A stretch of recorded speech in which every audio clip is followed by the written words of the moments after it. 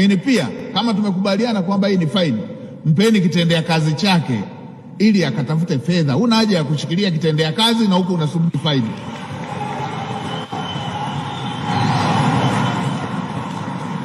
Wala mambo haya tusifanye ni ya ugomvi.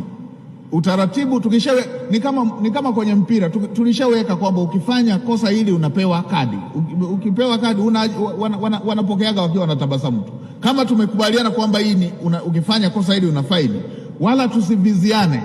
Mpeni kitendea kazi chake, iwe baiskeli, iwe mkokoteni, iwe bajaji, mpeni akafanyie kazi, awaletee faini.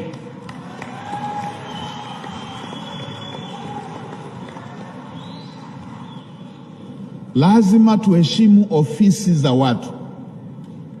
Mheshimiwa Waziri, utajisikiaje ukiamka unaelekea ofisini kwako unakuta ofisi ilishachukuliwa au imefungwa? Wenzetu hawa ofisi yao ndio hiyo hiyo wa usafirishaji, ule usafiri ndio ofisi yake.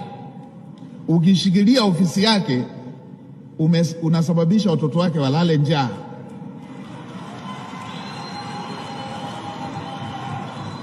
Unasababisha afukuzwe kwenye nyumba aliyopanga. Unasababisha asitibu mgonjwa ambaye anahitaji msaada wake wa matibabu. Anaweza akawa mke wake anahitaji kujifungua.